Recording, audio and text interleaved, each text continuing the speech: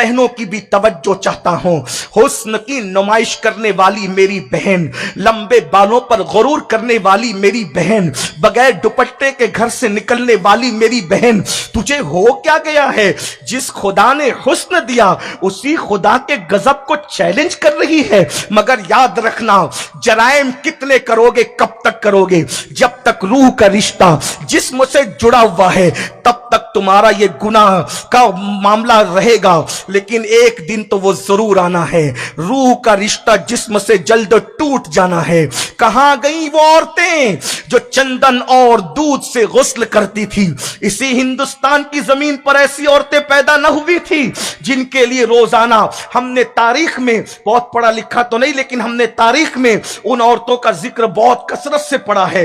रोजाना उनके गुस्ल के लिए नए नए हौज बनाए जाते थे, हल्दी और चंदन से उन औरतों को नहलाया जाता था, और जब वो किसी महफिल में जाती थी शरीक होने के लिए तो बालों बाल मोती पिरोए जाते थे। मेरी बहनों, तुम्हारा शौहर कुछ भी नहीं है, फैक्ट्री का मालिक होगा। उनका शौहर तो बादशाह था, बादशाह, और कितना बड़ा बादशाह, अखंड भारत का बादशाह। उनका भाई शहजादा, उनका दादा बादशाह, उनका शौहर बादशाह। बादशाहों का खानदान था। क्या उनके मकर फरेब थे? क्या उनके गुरूर थे? क्या उनके घमंड थे? अल्लाह ने दौलत दिया था। जानते हैं, हल्दी चंदन से नहलाई जाती थी, बालों बाल मोती पिरोए जाती थी, और जब किसी महफिल में जाती थी तो उसका घघरा और चोली उठाने के लिए और उसके दुपट्टे को संभालने के लिए दर्जनों कनीज पीछे चला करती थी, और पंखा झलने के लिए दर्जनों कनीज पीछे चला करती थी। जाओ हिंदुस्तान के गली कूचे घूम घूम करके आओ और मुझे उन औरतों की कब्रों के निशान बता दो।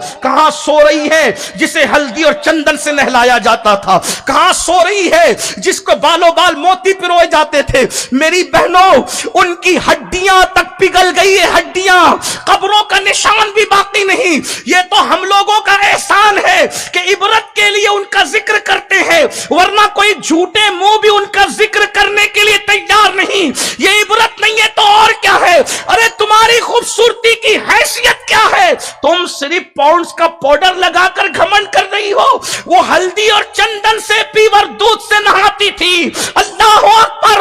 उनकी जूतियां उठाने के लिए दर्जनों कनीजे पीछे चला करती थी। मगर आज न उनकी कब्र है, न उनकी नस्ल है, न उनका नाम है, न उनका निशान है, मगर वो राबिया बसरी जो एक कनीज थी, कनीज, आज भी उसका जिक्र जिंदा है। और बताया जा रहा है कि कनीज होकर सूखे टुकड़े खाने वाली अगर अल्लाह की वफादार हो जाती है तो उसके मजार पर भी मेला लगता हुआ नजर आता है, और जो महलों में रह के खुदा से गद्दारी करे उनकी कब्रों का निशान मिटा दिया जाता है।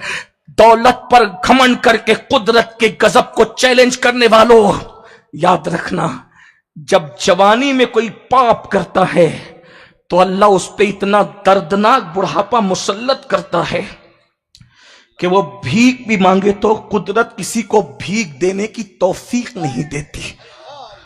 अगर औरतें सुन रही है तो मेरी उनसे गुजारिश है, ये सुर्ख रुखसार बहुत जल्दी झुर्रियों में तब्दील हो जाएंगे। ये खूबसूरत आंखें जो आज झील की तरह भरी भरी है, ये खुश्क हो जाएगी।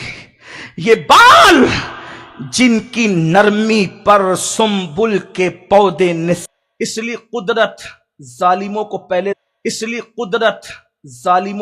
जमीन के ऊपर सजा देती है, ताकि मेरे और आप जैसे नादान लोग कम से कम उन लोगों को देखकर सुधर जाए, उन लोगों को देखकर संवर जाए।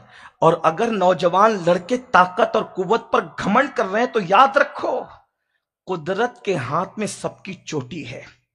अगर एक नस दबा देना कुदरत, तो खड़े होने की औकात नहीं है हमारी।